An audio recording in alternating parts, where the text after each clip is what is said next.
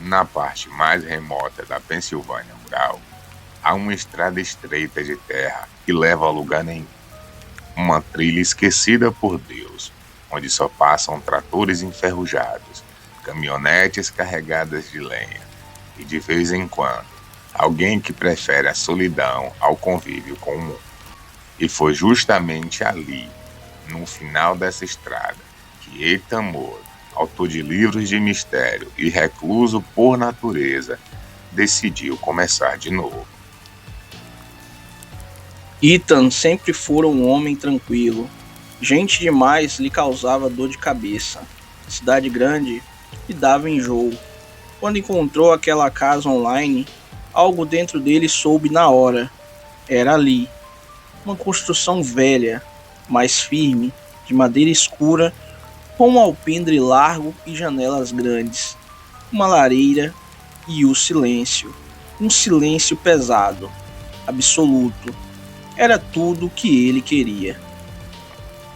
A casa ficava a quilômetros do vilarejo mais próximo. Ethan passava os dias escrevendo, lendo, empilhando lenha, ajustando detalhes da reforma que ele mesmo fazia. Quando a noite caía, ele acendia a lareira, servia um uísque, colocava um disco de jazz suave e se sentava na poltrona com um caderno no colo. Havia uma paz estranha ali, mas ele ignorava isso, pelo menos nos primeiros dias. No quarto dia, ele percebeu. Havia algo naquela casa que não lhe pertencia. Não era um som, não era um cheiro, era uma sensação, como se estivesse sendo acompanhado, não observado, acompanhado, como se cada movimento seu estivesse sendo replicado. Mas por quem e por quê? A primeira coisa que Ethan notou fora do lugar foi a colher de chá. Ele lembrava claramente de ter deixado a colher no pires, ao lado da xícara, mas naquela manhã ela estava no chão da cozinha, molhada, como se alguém a tivesse usado e deixado cair. Depois foi o volume do rádio, aumentado. Depois, o caderno com anotações virado de cabeça para baixo. Ethan começou a se questionar. Estaria ficando paranoico? Talvez. Mas a cada manhã, alguma coisa havia mudado de lugar. No sexto dia, trancou todas as portas e janelas. Fez questão de colar um pedaço de fita na moldura da porta da frente. Se alguém entrasse, ele saberia. Naquela noite, a temperatura caiu drasticamente. A lareira estava acesa, mas a casa parecia mais fria do que nunca. Ethan se deitou cedo, mas demorou a adormecer. O som do vento batendo nas janelas parecia mais alto, mais cortante. Por volta das 2h18 da madrugada, ele acordou com uma luz, não dentro da casa, mas do lado de fora. Não era lanterna, não era farol de carro, era estática, como se a luz tivesse peso, uma claridade parada no campo, ao lado das árvores. Por um momento, ele achou que fosse um drone, mas não havia som nenhum. A luz pairava, branca, fria, e ele sentiu, com cada célula do corpo, que ela estava olhando para ele. A luz não piscava, não girava, apenas existia, pairando sobre a vegetação baixa do lado oposto da estrada, como se estivesse decidida a ser vista. Ethan observava pela fresta da cortina. O mundo lá fora estava paralisado. Nenhum som de grilo, nenhum sopro de vento, nenhum farfalhar de galho. Apenas o brilho branco, opaco, mais sólido, destacando-se em meio ao brilho. Ethan deveria ter ficado quieto, fingindo que não tinha visto, mas pegou a lanterna e vestiu o casaco. Cada passo pela casa parecia alertar algo no ar, como se ela, a coisa lá fora, ouvisse tudo. Abriu a porta com cuidado. A madeira estalou, deu 2 passos e a luz piscou. Ethan congelou. A luz pela primeira vez reagira. Mas o mais inquietante não foi isso. Foi perceber que algo estava de pé ao lado da luz. Não se mexia, não gesticulava, não falava. Era uma figura esguia, alta demais para parecer humana. Mas ao mesmo tempo não havia dúvida. Aquilo tinha 2 braços, 2 pernas, uma silhueta humana. Sem lanterna, sem som, sem rosto. Ele voltou devagar, bem devagar.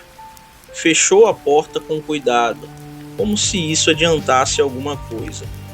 Trancou, empurrou a cômoda contra ela. A luz ainda vazava pelas bordas da cortina. E foi então que ouviu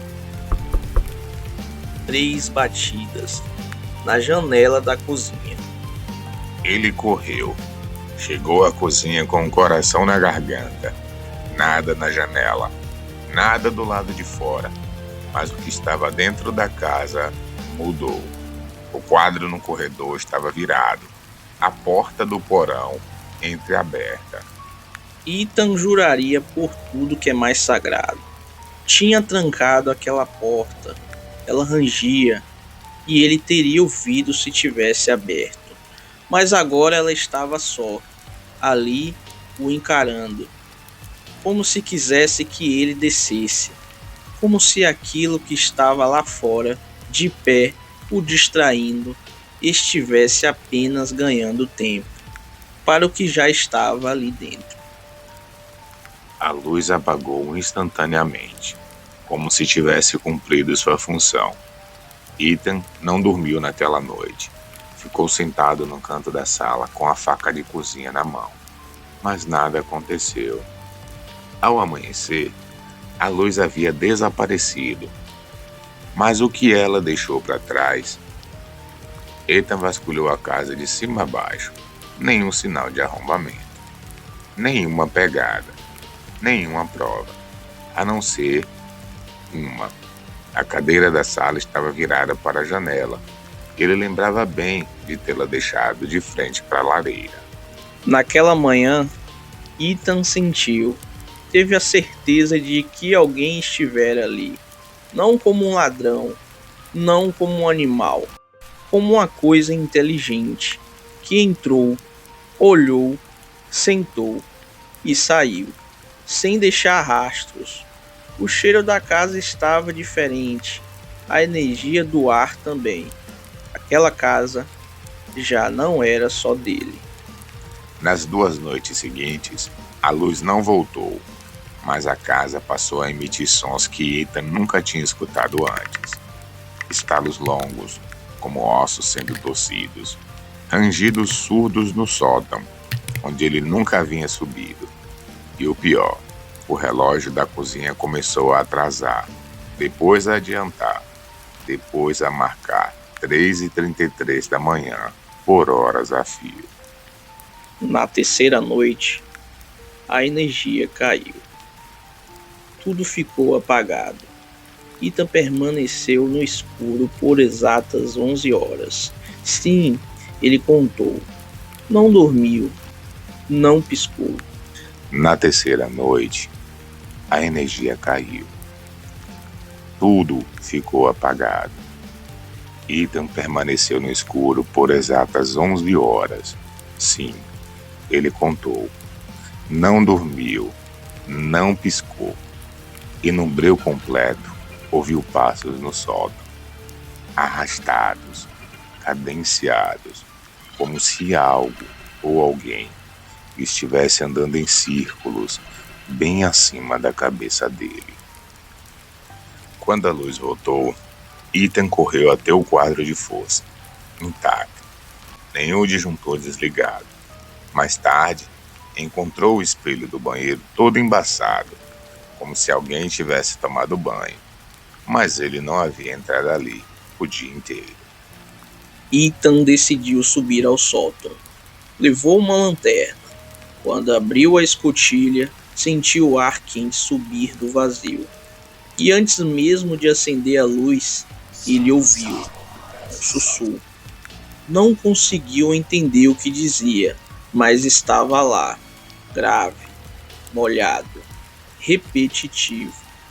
Dentro do sótão, Ethan não encontrou ninguém, mas havia um objeto que não pertencia à casa. Um pedaço de tecido metálico, fino como um papel alumínio. Uma folha de papel com símbolos desenhados à mão, parecendo uma mistura de geometrias e linguagens. E o mais perturbador, uma foto dele mesmo dormindo tirada em preto e branco, de um ângulo alto, impossível para ele mesmo ter tirado. Ethan se sentiu pelado, vazio, como se não tivesse mais seguro nem dentro da própria mente. Porque ele jurava por tudo, que aquela foto não existia antes, que aquelas coisas não estavam ali antes. Alguém ou alguma coisa estava catalogando seus dias, seus movimentos, seus pensamentos. Ethan comprou 2 câmeras pequenas e discretas. Instalou uma no corredor que levava ao quarto, a outra na sala, voltada para a entrada. Comprou também um gravador de áudio. Ligou todos os dispositivos e passou a dormir com a faca de cozinha ao lado da cama. Naquela noite, a luz não voltou, nenhum som, nenhum sussurro. Pela primeira vez em semanas, Ethan acordou com o som dos pássaros. Era como se tudo tivesse sido só um surto, um colapso mental. Talvez Ethan tivesse exagerado. Talvez a solidão estivesse o consumindo por dentro. Mas então ele foi ver as gravações. E tudo caiu por terra. As câmeras haviam captado algo entre 2h33 e 3h02 da manhã. Ambas desligaram. O vídeo simplesmente pulava esse intervalo, como se aqueles quase 30 minutos nunca tivesse existido. No gravador de áudio, o mesmo fenômeno. O som de Ethan roncando, um chiado crescente. Depois, silêncio. Depois, a respiração dele mais próxima do microfone, como se alguém tivesse segurado o aparelho diante do rosto dele enquanto dormia. Ethan apertou pausa. Depois voltou. Reproduziu de novo. E ali estava ele, respirando. Mas não era uma gravação dele. Era como se alguém tivesse gravado o próprio corpo dele dormindo, usando o equipamento dele. E então, algo sussurrou no final do áudio. Algo que soava como o nome dele. Desesperado, Ethan começou a revirar a casa inteira em busca de qualquer pista do passado, até que encontrou no forro falso de uma gaveta antiga, sob o chão do quarto de hóspedes, havia um diário envelhecido, escrito à mão, datado de novembro de 1978. O autor era um homem chamado Harold Green, e o primeiro parágrafo dizia: "Hoje faz 5 noites que a luz voltou, cada vez mais próxima, cada vez mais consciente. Eu sei que eu já não estou sozinho nessa casa." O sangue de Ethan gelou. Cada linha que lia era como se estivesse lendo sobre ele mesmo.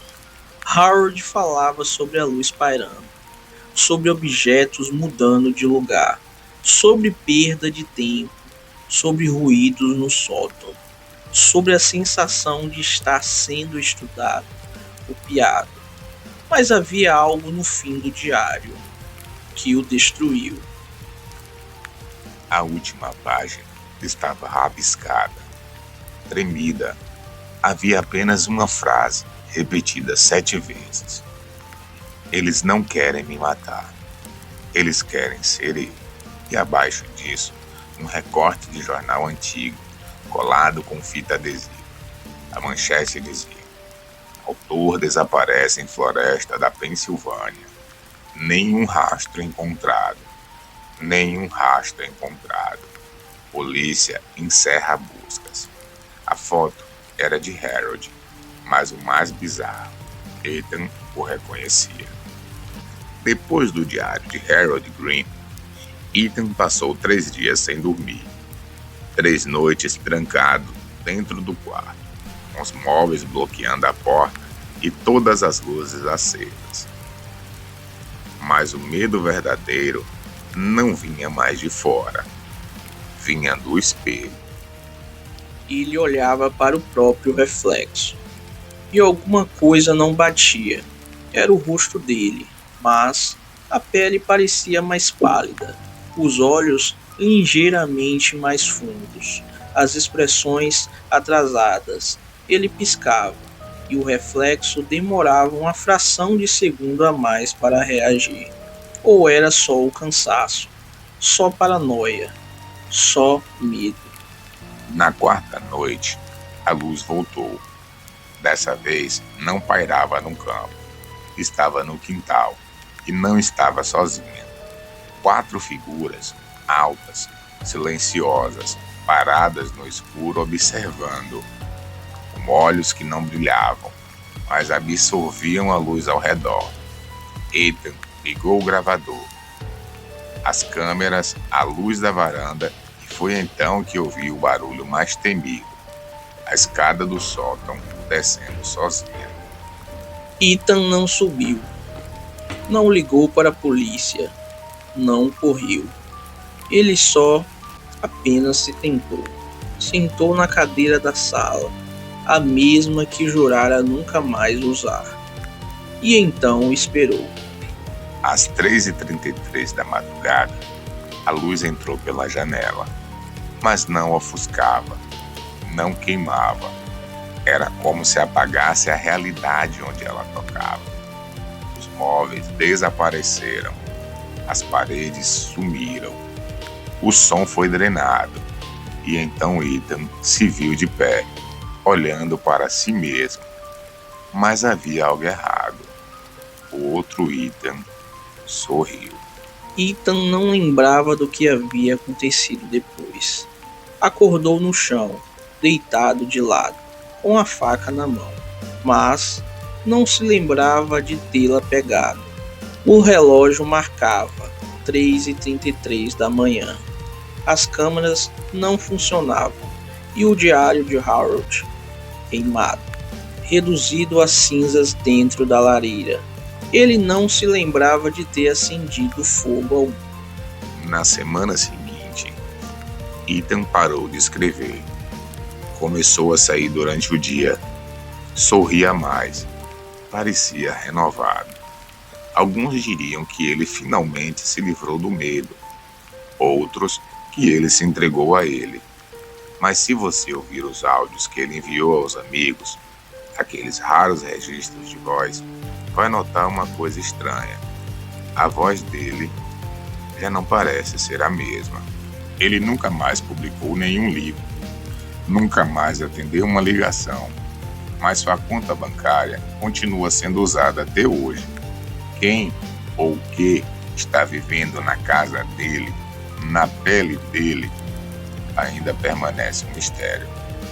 Arquivo 49, Casa encerrada, ou talvez ainda em andamento.